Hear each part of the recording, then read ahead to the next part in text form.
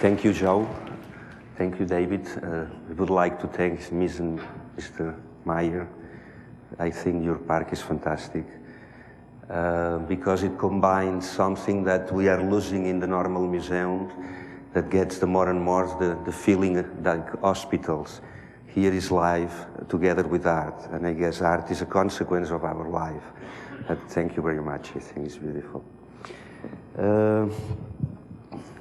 I don't know if everybody knows my work, but I would try to describe a little bit some of the main pieces that I did through my career in public places, but also work that I did in my studio that probably are related with.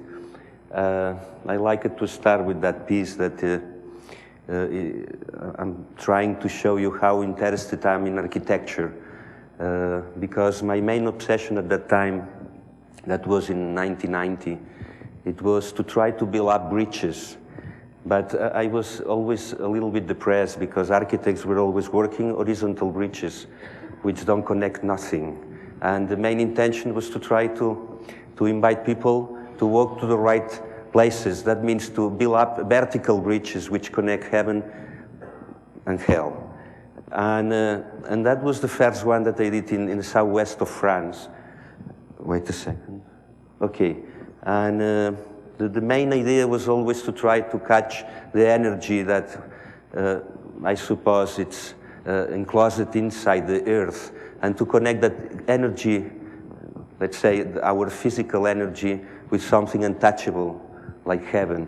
And that was this little hole in the middle of the text. The text was the Bible description of the deluge. And it was just installed in a place that people had to walk and to pass through. And in the evening, every time that the light was lit, it was an amazing piece, 2 kilometers high. The light beam was 2 kilometers high, but during the day the piece disappeared. It was this idea of celebration, but also appear and disappear, which I think it represents quite well our life. That it's another piece similar. It's not chronologic, my presentation. I'm just trying to aggregate several families. That is in Jerusalem. Many years ago, the Jerusalem Foundation invited me to do an intervention in the city. And I decided to do a light beam in front of the old city. That was the platform where the light beam was installed. And in the little circle in the center, it's engraved 4 main words, which is earth, water, milk, and rice. And the main concepts of life and the desert, the way that we can say nourish our physical elements to try to catch the untouchable. Also the benches are invited people to sit around the light. The light was lit in front of the valley, and if you had the possibility to see far away, you saw the lights of Ammon in the other side of the Dead Sea. That is the piece as well. It's nearby the Scottish church in a very beautiful park.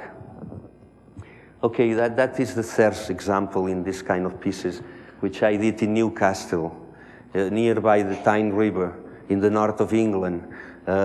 They were planning to open the big museum for the north of England, call it Baltic, and they invited me to celebrate that decision a long time ago. And I decided to invite my friend William Blake.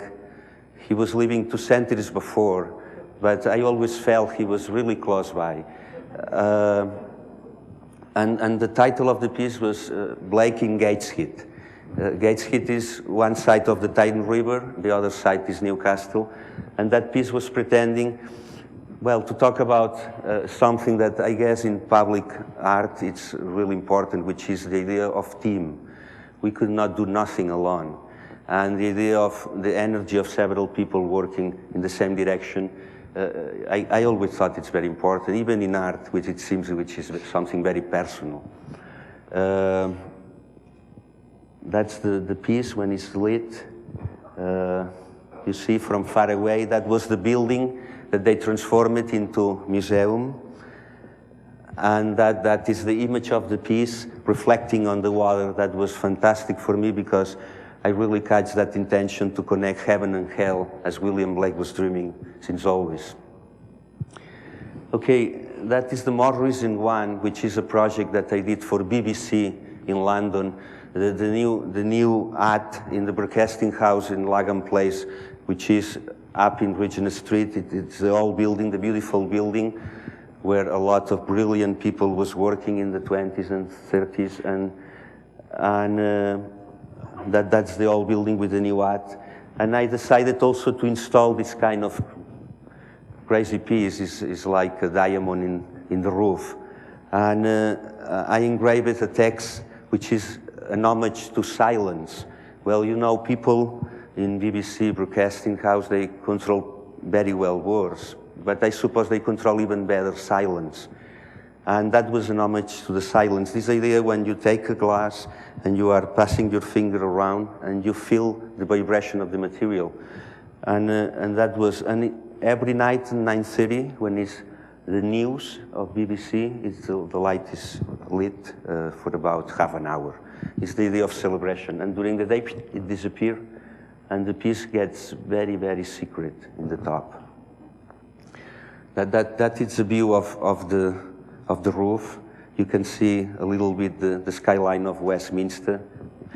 And the little tower, it's the Church of All Souls, which is just in front. And that was my intention. I go back a little bit to show you better that was the proposal.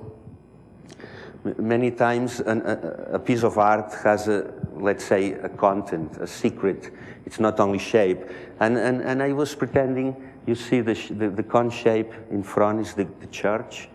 It was the radio mast at the left side, which is also a conical shape.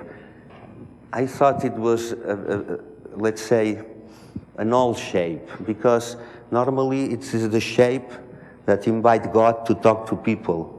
Normally God is talking, guys, you are there. And I thought it was important not to do something special, just to turn upside down the cone and to talk to God, to say, we are here. And the only thing that I did, it was to take the shape of the cone and just to turn upside down and to go inside the building. You can see the thinnest part of the cone shape from the last floor inside. It appears. And the rest is out. It's about 10 meters tall. That's it. And in the evening is that bridge again, connecting the heaven and the earth.